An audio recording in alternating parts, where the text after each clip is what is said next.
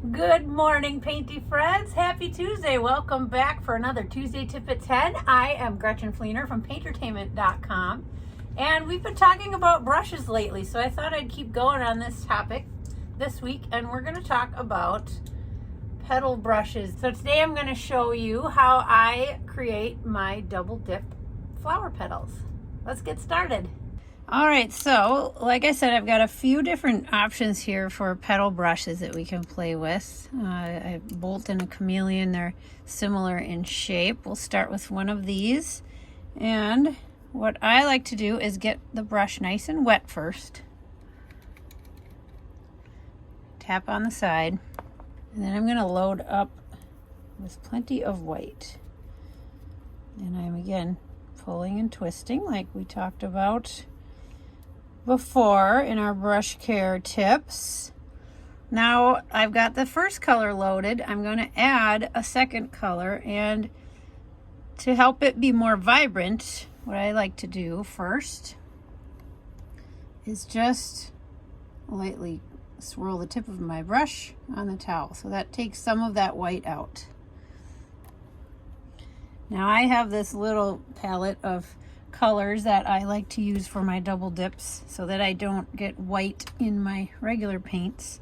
And I'm just going to mist that a little bit with my water bottle. And we'll do purple today. So now I'm going to just swirl the tip of my brush on there. I'm going to twist it again so I get that point. And then you can see I've got two colors loaded, a little purple and some white. And now it's just a matter of stamping on those petals. If you find that the outer edge of your petals are kind of jagged, you might need a little more water, a little more white paint in there. But the lighter you press, the smaller your petals are. So I can do a big one here and get smaller as I press a little more gentle. Now you can see right here it's starting to get a little dry out on the edges. I need a little more white again. And you could finish these off with some little paint dots, liquid bling. Super simple. Now the Flora brush, this one was made by Lowell Cornell. Now you can get them from King Art.